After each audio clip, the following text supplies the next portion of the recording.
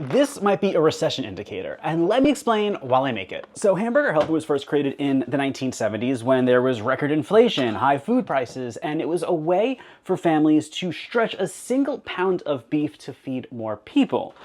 And with that, I never made this before, so let's see what I gotta do. The beef. Fast forward to this year, and sales for Hamburger Helper have jumped more than 14% in 2025, and that's according to the company, but it's part of a wider industry trend. People are buying cheaper, filling food when money's tight.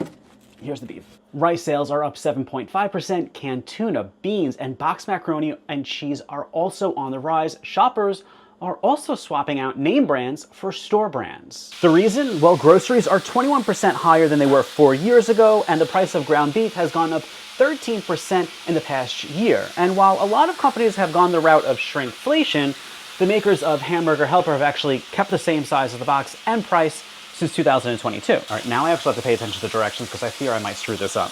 So a box costs $3.69 and the pound of beef $5.91, so technically you can feed a family for under $10. Now, analysts say foods like Hamburger Helper tend to spike when households feel the squeeze, like they did in 2008 during the financial crisis. And it's not just food prices that are on the rise. A recent study revealed that attaining the American dream now surpasses $5 million. That is a 50% increase from 2 years ago. And the American dream is owning a home, retirement, a wedding, life in general. While Hamburger Helper might not be the only data-driven warning of the economy, it's far from the only one.